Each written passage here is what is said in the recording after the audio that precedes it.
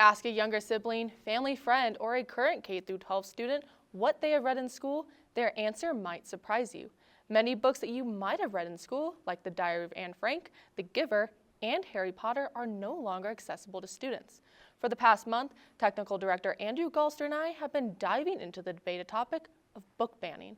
It's easy to just call it kind of a book ban, but when you actually have to read some of these books, it will take your breath away. Any book worth banning is a book worth reading. A topic spurring controversy across the nation. There have been thousands of challenges over the past few decades. Book banning has been part of history for a long time. In 1637, Thomas Morton's New English Canon was banned from the public for its critiques of Puritan values. Since the removal, book banning has sparked tense conversations, with some debating between what it means to ban a book. Some people think of a ban as the book has restrictions. So if a child wants to check out a certain title, they have to be a certain age in a school library, or they need parental or guardian approval to check out said book. So that isn't an outright ban, but it's a restriction on or a barrier to checking out that book. Interim Dean of University Libraries at the University of Northern Colorado, Jen Mayer, is not only passionate about books, but provides research knowledge on the increased challenges. So the book challenges increased exponentially starting in 2020. There were 223 book challenges in 2020. So this is again according to the American Library Association Office of Intellectual Freedom. By 2023, that went up to 4,240 challenges. Challenges on books don't just happen in schools. Local bookstores are just as affected. Store manager at the Midnight Oil bookstore, Cherry Martinez, takes us into their vault of banned books. So we do call it the banned book vault, but it's more so banned and challenged books, just because a big part of that is a lot of books are constantly having bans and challenges, and what that is it's either a book that is pulled off shelves or not distributed by either a school, a church, or a prison, and those are the main three. Public libraries also face challenges, but manager at the Centennial Park Library, Mallory Pillard, isn't too worried. So public libraries believe in intellectual freedom, right? That's a value that we try and uphold. Intellectual freedom is the right of any individual to seek information without restriction or scrutiny. So regardless of what has happened at another place, if somebody asks for that book, we do our best to find it for them, no questions asked. With many books being challenged, there are a few standouts that many Gen Zers may recognize. I'll say an interesting one is The Color Purple, just because with The Color Purple, it's one of those books a lot of people have read in school. At least the past few years, I read it when I was in high school.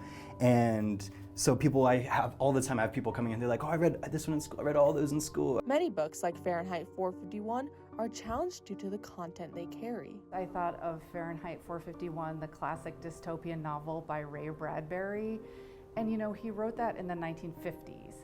And that's when there were no books anymore in this dystopian society he envisioned. He gave an important warning and a reminder about what is at stake when academic freedom and the freedom to read is taken away from people and society. Where books like Fahrenheit 451 hit topics such as disrupted societies, others like All Boys Aren't Blue discuss themes of gender and identity, specifically queer identity. I noticed when I was reviewing the American Library Association's top 10 most frequently challenged books of 2023, 7 of those titles were LGBTQ content focused.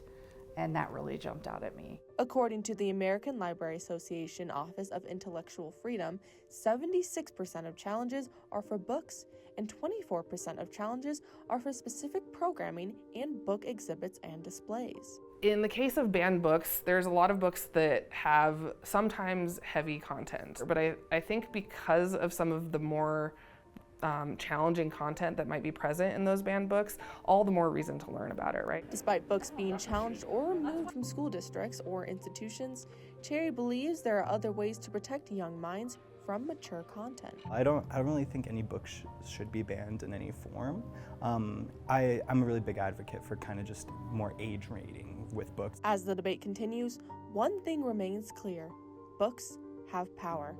Power to challenge, to comfort, to teach, and inspire. Each demand to ban a book is a demand to deny each person's constitutionally protected right to choose and read books that raise important issues and lift up voices of those who are often silenced. While the future of some stories remain uncertain in classrooms and on shelves, the right to read and to think clearly remains a fight worth having.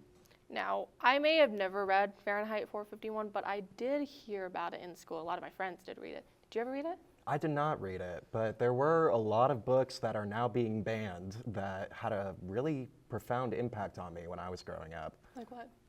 Old Yeller. Old Yeller? Just made me Such a sad. sad one. That is a really sad one. Don't watch the movie.